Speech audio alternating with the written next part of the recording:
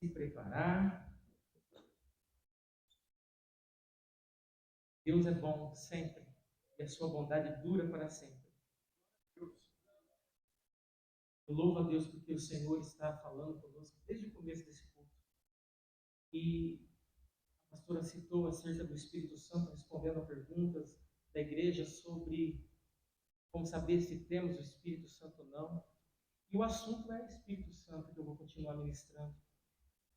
Desde a minha última ministração, há um mês atrás, eu disse aos irmãos, e eu continuo com o mesmo pensamento, a solução para nossas vidas e para este mundo é o Espírito Santo. É a presença do Espírito Santo em nós. Não há outro caminho, não há outra solução. E, portanto, o Espírito Santo deve ser um assunto cada vez mais mencionado em nossos cultos. Pois, quanto mais aprendermos e vivermos cientes da presença dEle, aprendermos a vivermos governados por Ele, vamos estar cada vez mais agradando a Deus e alcançando a vontade do Senhor em nossas vidas. Amém? No culto anterior, ao qual eu ministrei uma mensagem acerca do governo do Espírito Santo. Os irmãos, algum irmão que estava aqui no dia talvez vai lembrar, senão também estava disponível no YouTube, onde eu disse que o substituto de Jesus aqui na terra é o Espírito Santo, porque o Senhor Jesus foi para o Pai, mas Ele não nos deixou órfãos, Ele deixou o Consolador. E o Consolador fez em nós habitação. Então nós, desde então, quando cremos, somos habitação do Espírito Santo.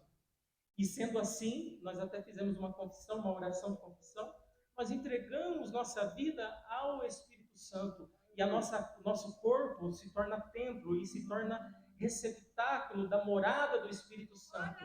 E sendo assim, nós já não somos donos de nós mesmos, mas quem deve ser o dono, o governante, é o Espírito Santo de Deus. Também aprendemos que há em nós o selo de nossa identidade em Deus, o selo dela é o Espírito Santo. Quando chegarmos lá no céu, o passaporte carimbado tem que ter lá o selo do Espírito Santo, senão nós não entramos na presença do Senhor. Então, aprendemos também ou pelo menos entendemos um pouco sobre o governo e a autonomia e a dependência do Espírito Santo, pois o tema da mensagem era o governo do Espírito Santo. Mas, irmãos, isso foi no último culto, e eu gostaria de, neste culto, expressar um pouco mais detalhadamente como podemos ser governados pelo Espírito Santo. Como, de verdade, somos dirigidos pelo Espírito Santo. E para isso eu gostaria que os irmãos abrissem sua Bíblia em um texto que nós estamos aprendendo muito sobre ele, que está lá no Evangelho de João, capítulo 7, versículo 37 a 39. Aleluia. João, capítulo 7, versículo 37 a 39. Glória a Deus. Nos estudos de terça-feira nós temos estudado bastante, né? Aquilo que Kenneth Hagin tem ensinado e tem sido tema de nossos estudos, que é o assunto dos dons espirituais, né? A respeito dos dons espirituais. E com isso temos aprendido bastante sobre estes versículos, né? E isso me levou a uma curiosidade de procurar estudar um pouco mais e me aprofundar no tema. E eu acho maravilhoso a Bíblia, porque a palavra de Deus, ela se renova quando nós lemos, quando nós nos dedicamos a estudá-la. A palavra de Deus, ela se torna cada dia mais edificante para nós quando nós procuramos entendê-la. E na teologia existe uma palavra chamada exegese, que significa extrair do texto o seu significado, as suas lições. E eu procurei nesses textos extrair o máximo possível o significado e a lição que há nele.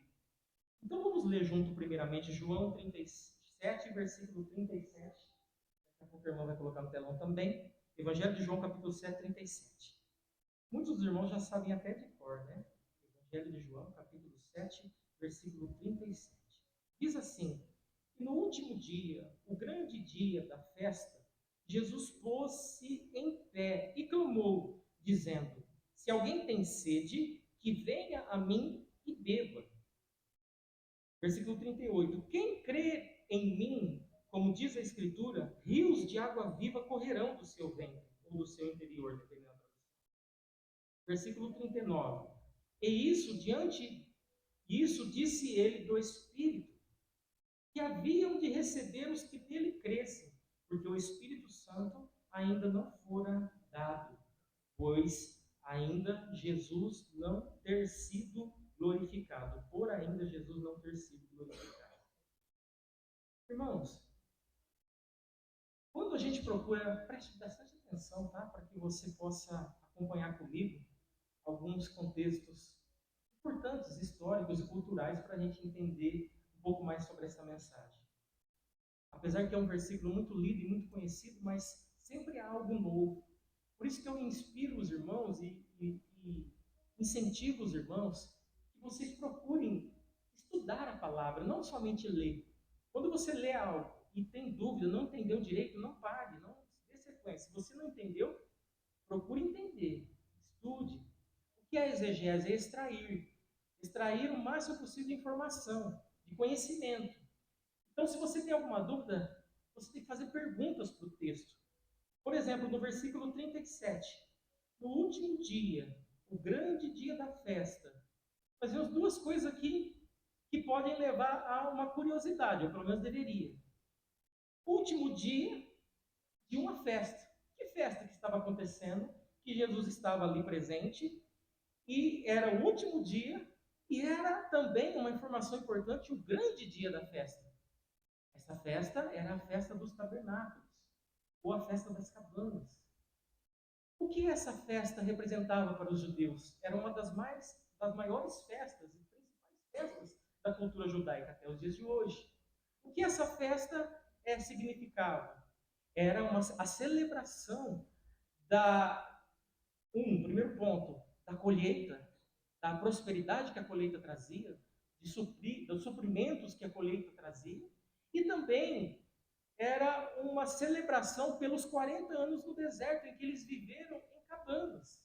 Eles precisavam fazer cabanas, e ali acampavam e viveram 40 anos no deserto. Por isso que você vai ver nos filmes sobre Jesus, na novela Jesus, na série sobre Jesus, que na festa dos tabernáculos, o costume era que cada família fosse para fora da sua casa e construísse uma cabana, e ali eles se alegrassem nesses dias. Então, nós vemos aqui algo que o texto, se a gente não estudar, não procurar entender, a gente não vai captar. Jesus, preste bem atenção, ele estava na festa, e esse era o último e grande dia da festa, e algo aconteceu naquele momento em que Jesus estava ali. Ele se colocou de pé e clamou, dizendo, ou seja, ele se levantou ali no meio da festa e ele clamou. Quando fala clamou, não significa que ele falou baixinho, não. Ele provavelmente gritou em alta voz, porque não existe festa sem barulho. Deveria estar um falatório que só, né? Ainda mais festa de crente, né? Que é comida, bebida, e você não escuta nenhum outro conversar direito perto, né? Mas por fim, ele bradou em alta voz, dizendo: se alguém tem sede, venha a mim e beba.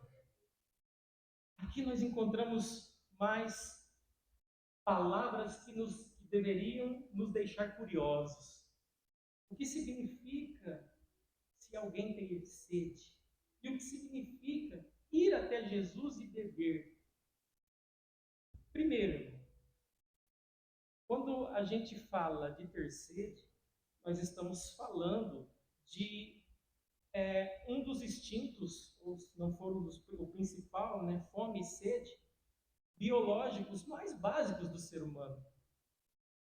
Todo mundo, irmão, seja bonito, feio, alto, magro, branco, preto, colorido, vai ter fome e sede. Não tem como escapar dessas necessidades biológicas do ser humano. Por mais que tenha uns remedinhos aí que diz que está tirando a fome, mas, irmãos, uma hora ou outra você vai ter fome e vai ter sede. Só que esta sede que Jesus está falando, perguntando, afirmando se alguém tem sede, ela não é uma sede de água natural, da biologia, das necessidades do corpo físico. Ela é uma sede do plano espiritual, da alma, do nosso espírito. Toda alma sem Deus possui um vazio e uma profunda sede por Deus. Porque nós viemos do sopro dele e, querendo ou não, sendo crente ou não, todo mundo tem um pedacinho do céu, que é o fôlego de vida que foi soprado lá no primeiro homem. Então, nenhum homem encontrará a sua plenitude, a sua felicidade, se ele não encontrar a fonte que é Jesus Cristo e beber dele, né?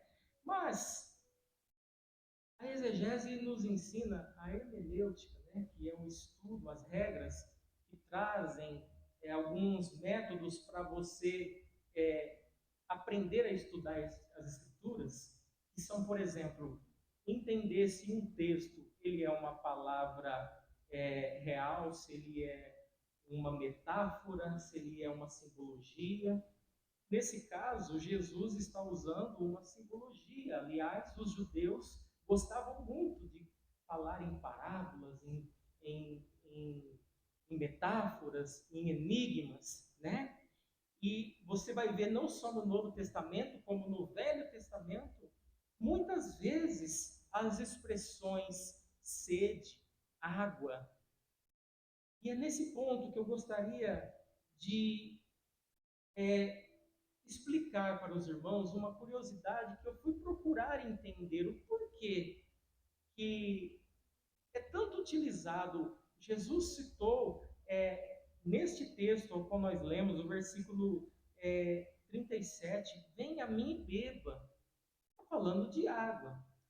Mas nós vamos entender o porquê que Jesus estava falando isso. E há duas histórias, duas explicações que é importante os irmãos entender, para os irmãos entender o porquê Jesus estava falando isso naquele momento. Eu gostaria de explicar para os irmãos, primeiramente, sobre a água naquela época. Por quê, irmãos? Hoje você tem a água na sua casa de uma forma bem fácil e tranquila, você até esquece.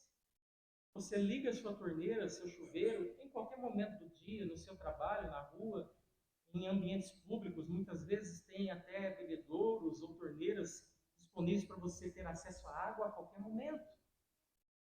Mas naquela época não é bem assim. Aliás, falar em torneira, vou fazer um parênteses aqui. Que torneira que é aquela que foi posta no banheiro da igreja, hein? Os irmãos já foram lá, vão saber do que eu estou falando. Agora, aliás, eu acho que precisaria até de um manual de instrução lá. Foi a primeira vez que eu fui lá, para mim descobrir como é que ligava aquela torneira, deu trabalho, viu? É muito chique. Irmão, depois do culto, não vai agora não. Depois do culto, você vai lá e conhece a torneira do banheiro da igreja. Ela é muito diferente. Demorou alguns minutos para mim aprender a ligar ela lá, mas agora eu já sei. Então, a água no primeiro século, e também no Velho Testamento em geral, era algo muito escasso e precioso. A região da Judéia, por exemplo, na época, e da Galiléia, na época de Jesus, possui um clima semiárido e com duas estações bem definidas. Um inverno curto e chuvoso e um verão longo e totalmente seco. Fica de maio a outubro. Durante o verão, os riachos menores secavam completamente, ou secam completamente, gerando uma crise de abastecimento anual. Então a água era algo muito precioso, eles não tinham. Se você observar nos filmes sobre Jesus, do Velho Testamento, qualquer filme bíblico, Você vai encontrar em alguma cena mulheres carregando os vasos com água. Você vai encontrar, não tem torneira lá, irmãos. Vai encontrar os recipientes ali, aquela baciazinha, aquela, né, de cerâmica, onde eles lavavam as mãos, lavavam os pés. Não tinha esses banhos de 10 minutos, 20 minutos que o teu filho fica aí, né? Que você grita com ele, fica bravo, porque está gastando força. Isso não existia de forma alguma. Aliás, fica um parênteses aí, né? Eu vi um vídeo de, eu não sei se é verídico, acho que é verídico. Colocaram na África, num lugar muito sedento de água, colocaram um chuveiro ligado ali, um chuveiro igual da gente, e aberto. E quando as pessoas viram aquele chuveiro, todo mundo foi lá com bacia, ficou ali, deixaram aberto por cerca de 10 minutos. E no final do vídeo mostra o contexto daquela ilustração. E um banho da gente de 10 minutos, lá na África, aquele chuveiro ligado, serviu para saciar a sede de dezenas de crianças, de pessoas. E a gente tem tanto conforto e não dá valor, e não agradece a Deus pelo conforto que a gente tem. Né? Então a gente tem que ser grato a Deus a todo momento, pelas coisas que você acha mínima, irmãos. Mínima, como ligar uma torneira. Para muitas pessoas, isso daí é uma necessidade suprema, tremenda. Mas por fim, eu não vim aqui para emocionar ninguém, eu só quero contextualizar o assunto para os irmãos entenderem, porque o assunto é o Espírito Santo. A água era algo muito escasso. Qual eram os métodos para que as famílias tivessem água? Eles escavavam na rocha de suas casas ali, cisternas domésticas. O que eram cisternas? Faziam um buraco para reter, para guardar a água da chuva que acontecia no inverno e para que eles tivessem uma reservinha de água quando viessem os meses de seca. Só que havia um problema. A água ficava parada, a água ficava velha, a água ficava quente, com gosto de terra, empoeirada, muitas vezes até contaminada. Imagine só você deixar um tambor de água ali no seu quintal por vários e vários meses. Você vai pegar aquela água, ela vai estar ruim, não é verdade? Mas era o que eles podiam fazer para reter água. Outra maneira deles serem abastecidos naquela época eram os poços comunitários, que eram perfurações profundas que exigiam muito esforço físico. Cordas longas, baldes de couro para extração manual, bastante esforço físico. Né? Você que é mulher, que faz a sua faxina aí, que hoje tem muitas irmãs, muitas mulheres têm a facilidade, às vezes, de ter uma torneira e uma mangueira longa, flexível, com aquele botãozinho que você aperta e joga água, ou até mesmo algumas irmãs têm aqueles motorzinhos de jato para limpar o seu quintal. Naquela época não, era no balde. Algumas das irmãs aí que já teve a proeza de carregar balde, sabe como é complicado você segurar um balde ali cheio d'água por vários minutos ou tempos, né? Pesado, começa a doer a mão, começa a incomodar e etc e tal. E os postos comunitários eram algo que as famílias, as pessoas, normalmente as mulheres, tinham que ir buscar água. E era um trabalho pesado, porque a busca da água era algo diário. Você não usa água todo dia, né? Todo momento você usa. Então, as casas tinham que ter água diariamente. Quem fazia esse trabalho? As mulheres. Era uma tarefa exaustiva, atribuída a elas. Porque os homens iam trabalhar para trazer o sustento para casa, e a mulher cuidava do lar. E um dos atributos de cuidar do lar era manter a casa com água. Então elas carregavam cântaros de barro na cabeça, com um pau aqui de um lado e de um lado o outro, um cântaro aqui, do outro lado o outro, né? Que normalmente pesavam cerca de 20 quilos cada um. E os caminhos, irmãos, dos postos comunitários não eram caminhos tranquilos, uma estrada asfaltada, eram caminhos íngremes, tortos, complicados. Vede o exemplo da mulher samaritana, quando Jesus encontrou ela no poço, Jacó, era um poço comunitário. As mulheres iam até lá para buscar água. No caso dela, ela foi ao meio-dia. Era comum ir cedo ou à tarde, porque porque era o horário em que tinha menos sol. Mas ela, querendo estar isolada, porque era uma pessoa desprezada, uma pessoa que sofria preconceito pela sua conduta ali no meio da sociedade, ela ia no meio do dia, no meio do sol quente. Então, imagina o sofrimento. Por fim, daí vem, irmão, a dificuldade da água. E por que a palavra, a água, ela é muito usada por Davi, por Jesus e por muitas passagens bíblicas? Porque a água era algo muito precioso e era algo muito procurado, muito desejado. Na cultura judaica, por exemplo, a expressão água viva referia-se estritamente à água em movimento natural, ou seja, vinda de fontes subterrâneas ativas, nascentes ou rios fluentes. Era o oposto da água morta, da cisterna que eu falei para os irmãos, que era estagnada, parada. A água viva, irmão, era fresca, limpa, associada diretamente à pureza ritual e à vida. A água, irmãos, era símbolo de muitas coisas, como eu li, por exemplo, agora. Mas ela vem nesse texto que nós estamos lendo, Jesus dizendo: aquele que tem sede, vem a mim e beba, se tornar o símbolo de algo muito maior e muito poderoso, que nós vamos entender daqui a pouco que se trata do Espírito Santo. Veja, irmãos, que quando Jesus, neste momento, nesse texto, lá na festa, que eu falei para os irmãos que era o último dia e que era uma festa grande, ele se apresenta ali como uma fonte, porque ele diz: vinde a mim, se você tem sede, beba. Ele está dizendo assim, no sentido espiritual, que não era um sentido de saciar a sede física, mas era um sentido de saciar a sede espiritual, da alma. Veja, irmãos, que nós vamos entender agora um outro significado do porquê Jesus se levantou naquele momento da festa, que vai trazer um contexto muito legal para os irmãos entenderem.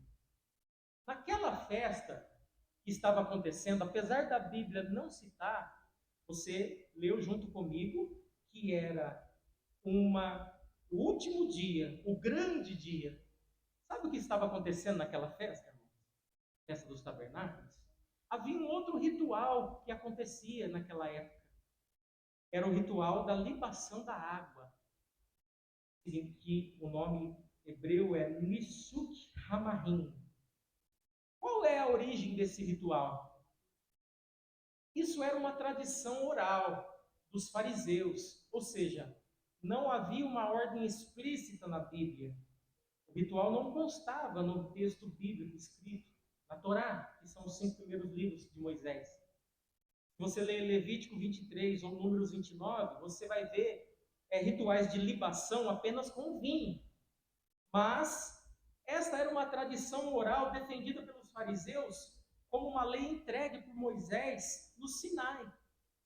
Isso foi sendo passado de pai para filho, de família para família, e se tornou uma cerimônia oficial. Essa cerimônia, irmão, o Nisuk Hamahim, a libação da água, ela se tornou uma cerimônia oficial forte mesmo, de grandes massas, durante o período do Segundo Templo, na era dos Macabeus, entre o século II a I a.C., ou seja, 200 a 100 a.C. E houve um marco histórico dessa festa que foi se consolidado ali, popularmente, na data de 95 a.C. O que aconteceu lá? Nesse episódio, o povo apedrejou o rei Alexandre Janeu com limões, frutos cítricos, por rejeitar o ritual. Os irmãos entenderem melhor, não era algo que estava descrito claramente na Torá. Os fariseus, eles aceitavam interpretações da Torá, bem como os demais livros, os profetas maiores, menores, os salmos. Os saduceus, por sua vez, já não aceitam, eles só ficam com a Torá. Então, os saduceus, eles não concordavam muito com este ritual, com esta festa que acontecia dentro da festa dos tabernáculos. E este rei, este saduceu Alexandre, em vez de jogar a água, despejar a água no altar, ele despejou no chão, nos seus pés. E por isso ele causou uma grande euforia na época, e as pessoas apedrejaram ele. Só que isso, por outro lado, trouxe uma visibilidade maior para essa festa. Você não vai encontrar isso no texto bíblico. É a história da igreja, é a história de Joséfo e de outros patriarcas e de outros historiadores que falam, que contam a história do povo judeu e da igreja. Mas só que, por que eu estou trazendo isso agora? Porque o texto, ele fala de uma festa. Ele fala de que era o último dia da festa. O que acontecia nessa festa e por que era o último dia? Vamos lá. A procissão, irmão, ou seja, havia uma procissão diariamente durante os 7 dias da festa. O sumo sacerdote, ele descia em cortejo solene até o tanque de Siloé para colher água viva. Por que água viva? Porque era água corrente. E em uma jarra de ouro. E o que eles faziam? A água era levada também em procissão, era colhida, depois levada de volta ao templo, agora através da porta da água e derramada sobre o altar, acompanhada pelo som de trombetas, pelo clamor do povo. Era uma alegria esse ato simbólico, porque ele simbolizava também a fertilidade, a abundância da colheita através da chuva, da água. E outra coisa, havia uma promessa em Isaías 12:3 de que sobre a salvação messiânica que haveria de vir pela água. Por fim, este era o cortejo que era feito durante 7 dias. Só que no 7º dia, que era o grande dia que Jesus citou, eles faziam 7 vezes essa volta ali pelo altar, para depois derramar a água. Só que, o que aconteceu nesse momento? No ápice, no momento principal da festa, Jesus se coloca de pé. Jesus interrompe aquele ato ritual humano para revelar que a profecia de Isaías se cumpria, na verdade, nele. Quando ele diz em alta voz, no meio da festa, no ápice da festa, em que as pessoas estavam celebrando e pegando aquela água, que era uma água viva, uma água corrente, ele pega e se levanta e diz: se alguém tem sede, que venha a mim e beba. Glória a Deus. Aleluia, aleluia. Glória a Deus.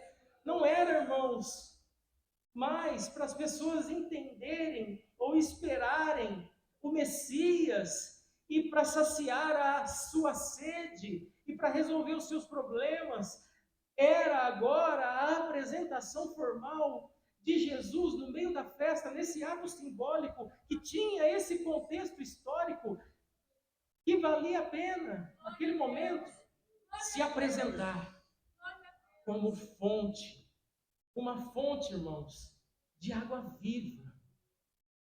Por isso, no versículo 38, ele continua dizendo: quem crer em mim, como diz as Escrituras, rios de água viva fluirão do seu ventre, do seu interior. Sabe, irmãos, antes de entrar nesse tema, você vê como é importante a água. Você já aprendeu sobre água morta? Se tem água viva, tem água morta. Água morta é água parada, água viva é água corrente. É a água que está fluindo do poço, que tem um lençol freático, etc. Quando Jesus se posicionou publicamente naquele grande dia da festa e diz: se alguém tem sede, venha a mim e beba, ele está se apresentando como a única fonte capaz de saciar plenamente a nossa alma. Portanto, irmãos, gravem essa lição.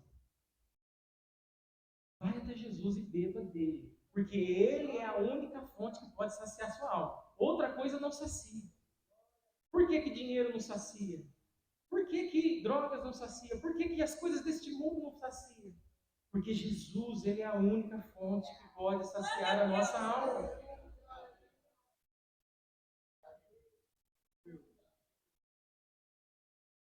Por exemplo, vamos citar a mulher samaritana.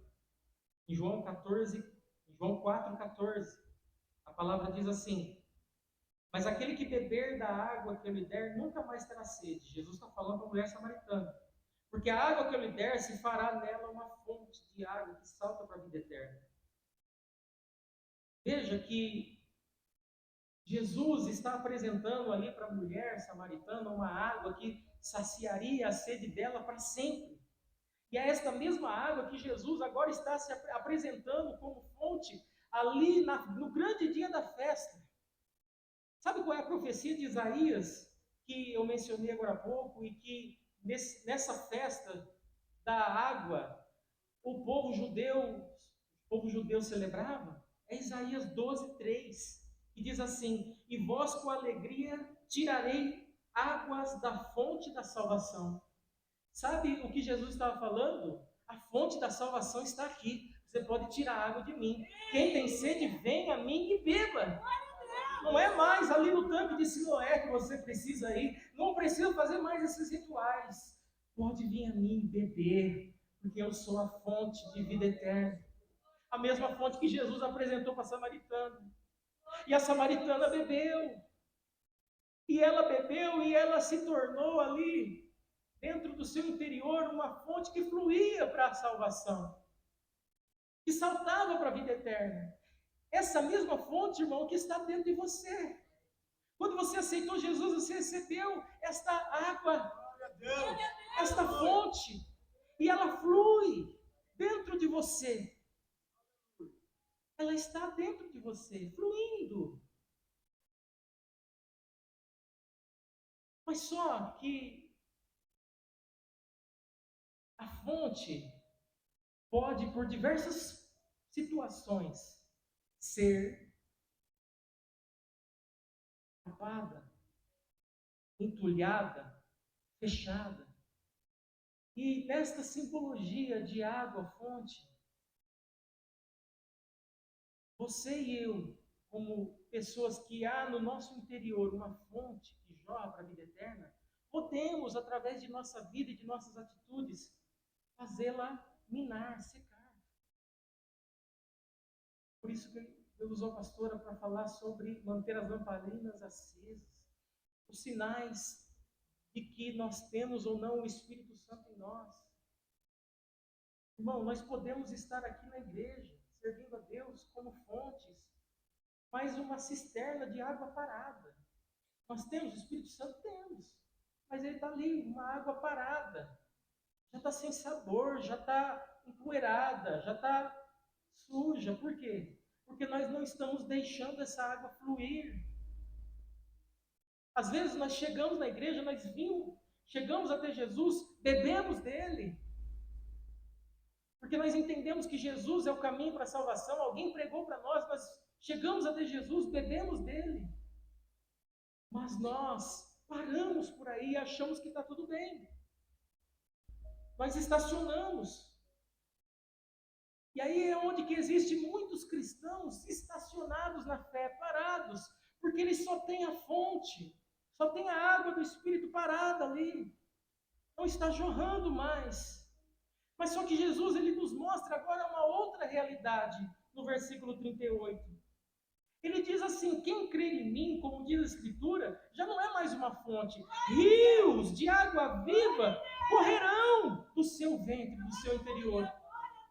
Então a vontade do Senhor Jesus é que nós se tornemos uma fonte, como aconteceu com a mulher samaritana, mas que nós não paremos por aí. Nós nos tornemos depois disso um rio. Por isso a expressão água viva na Bíblia. Água viva é água de movimento, não é água parada. Todo rio começa com uma mina, uma fonte. Se você pegar todos os maiores rios que existem, você ir seguindo ele até chegar na sua origem, você vai ver uma mina pequenininha, que muitas vezes brota de uma pedra. Quem já viu uma mina e sabe do que eu estou falando? Irmão, se você nunca viu uma mina, quando você for para Sertãozinho, para Barrinha, ali depois do pedágio, tem a entradinha para a pedreira. Desce ali, logo que você desce, já vai ver brotando da rocha água viva. Ali é uma mina. Aquela água, ela flui ali e vai lá para o riozinho lá embaixo. Ele rio, eu não sei, mas com certeza ele vai indo, crescendo, crescendo, até se tornar um riozão. A ideia é a mesma, a simbologia, o enigma é o mesmo da nossa vida espiritual com Deus. Nós recebemos uma fonte, essa fonte jorra, nós não podemos deixar ela secar, ela estancar. Nós não podemos deixar ela ser minada, ser tampada. Nós precisamos deixar-a fluir.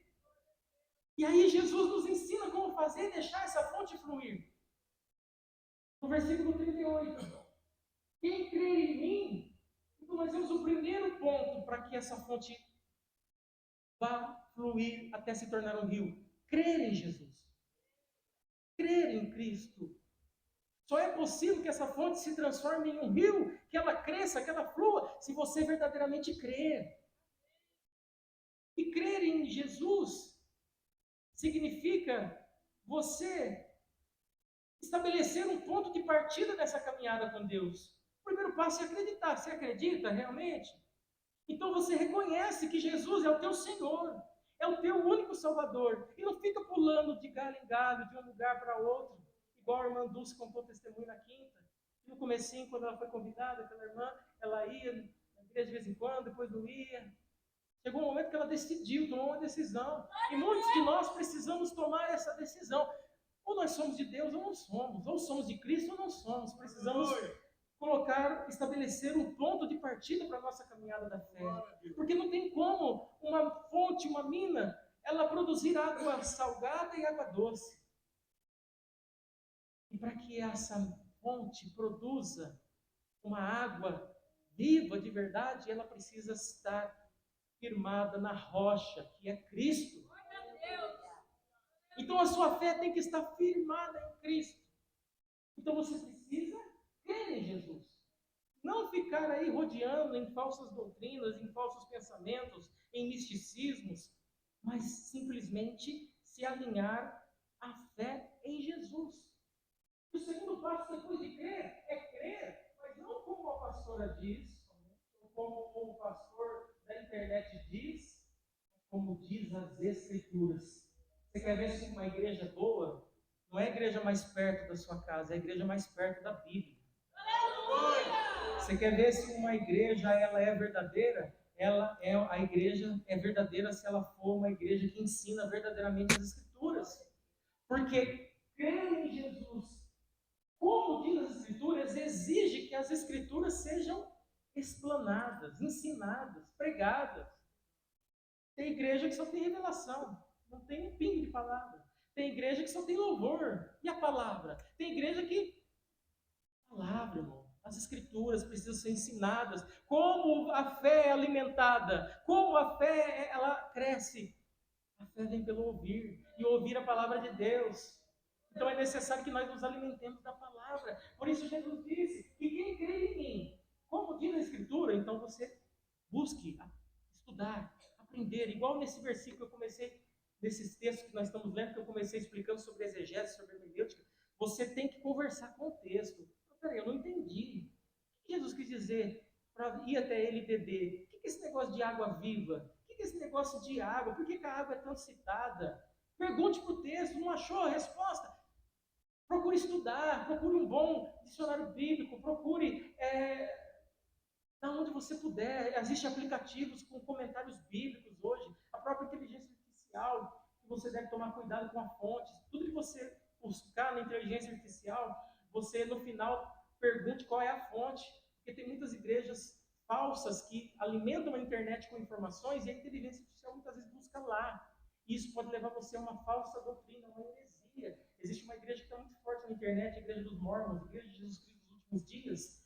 Muitas coisas que você procura vem de lá, a origem. Isso deve ser tomado cuidado. Mas por fim, procure aprender as Escrituras, estudar. Faça como alguém fez com a pastora, que a pastora veio e nessa primeira mensagem explicou. Pergunte à sua líder, aos seus líderes. Eu tenho certeza, como já havia acontecendo muitas vezes, a pastora interrompendo um estudo bíblico para explicar uma pergunta, ou trazendo numa outra oportunidade uma explicação sobre uma pergunta. Então isso é ter vontade de aprender as Escrituras. De crer em Jesus, como diz as Escrituras, para quê? rios de água viva possam correr do seu interior. Então, há uma condição para que os rios de água viva fluam de você. A condição é que você crê em Jesus, como diz as Escrituras. E se você só vai crer em Jesus, como diz as Escrituras, se você estudar essa palavra, se você se dedicar a aprender a Bíblia, se você fazer o seu devocional, se você ler, se você investigar, tirar suas dúvidas. Glória a Deus. Não há, irmão, como a pastora ensinou, não é nas emoções que a gente se transforma um rio de água viva. É em crer em Jesus, como diz as Escrituras. O que as Escrituras dizem de Cristo? É isso que você deve buscar. É isso que você deve aprender. Porque, irmão, Romanos 10:17 diz que a fé vem pelo ouvir e ouvir a palavra de Deus. Irmãos, aí você vai ver que João está falando, que Jesus está falando, que água viva corre do teu ventre. Então a água já não é mais parada, que está ali mofada, que está ali cheia de poeira. A água ela é viva, ela é água corrente. Você sabe o que uma água corrente ou um rio produz em uma terra seca? Você pode procurar nos vídeos aí do National Geographic lá, e tem muitos lugares, principalmente na África, que às vezes mostra lá, né, a seca vindo, aí o rio vai secando, secando, os peixes morrem, aí depois vem as chuvas e as águas vêm, e com as águas vêm os peixes, e com as águas aquela terra seca, árida, já começa a ficar verdinha.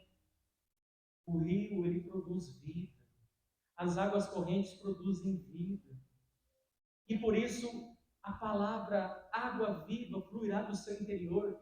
É porque se você se tornar um rio e deixar o Espírito Santo fluir na tua vida, esse rio, irmão, ele vai produzir vida. Sabe o que acontece? Muitos de nós quer ser somente fonte, porque a gente só quer beber para nós mesmos. Mas o rio, irmão, ele não alimenta somente a si mesmo, ele alimenta tudo ao seu redor e por onde ele passa. E é isso que Jesus planejou para a sua igreja, se transformar num rio, para que onde este rio fluir, ele produza vida. E isso, trazendo para a nossa vida cristã, significa que você, irmão, não é um crente só para você mesmo, que você está prosperando, está sendo abençoado, está vindo na igreja, está indo tudo bem.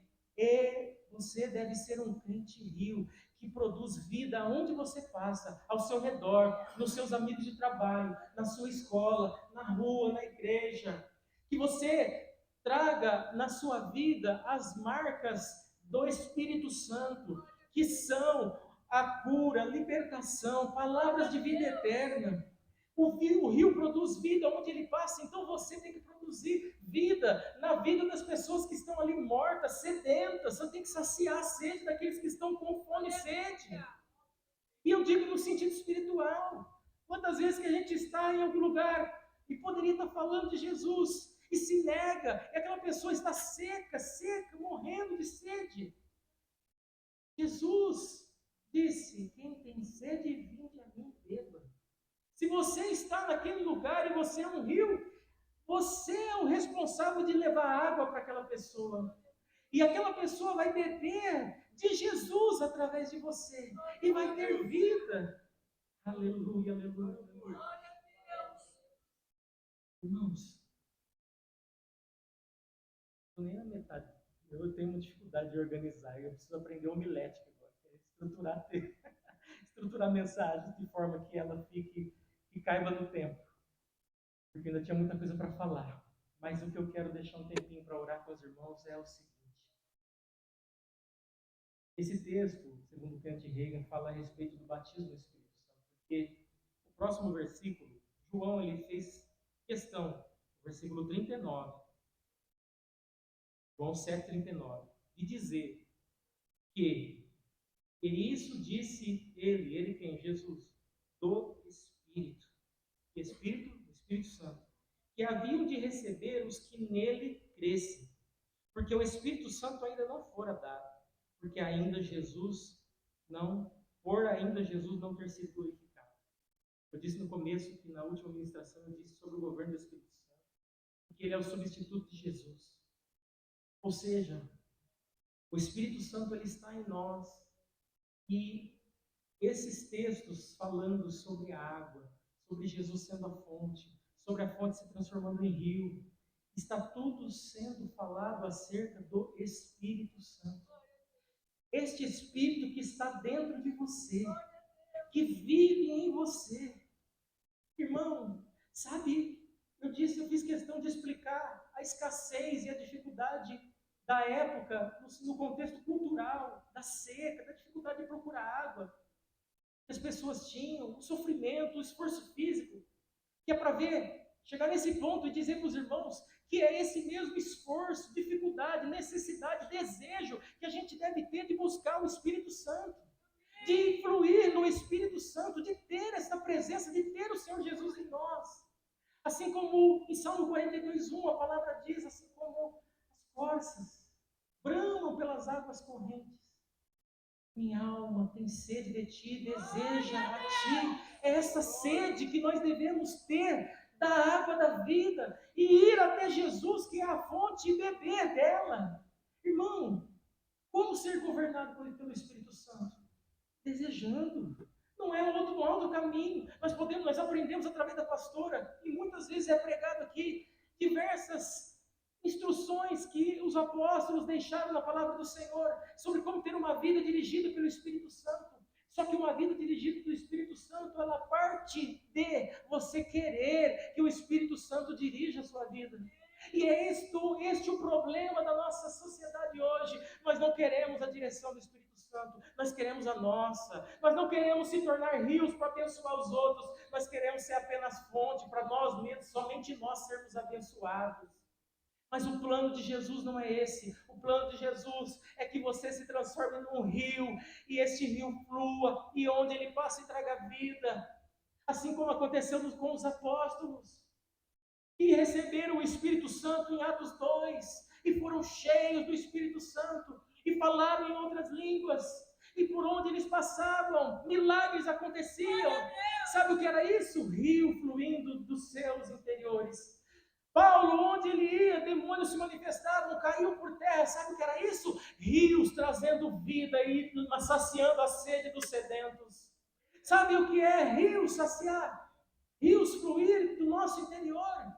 É a gente falar de Jesus e alguém derramar lágrimas porque estava precisando daquela palavra. Rios fluindo do seu interior. E irmãos, algo que eu não posso fazer, a pastora não pode fazer.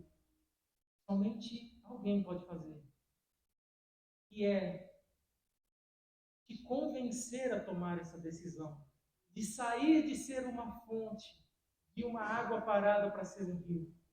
É somente o Espírito Santo.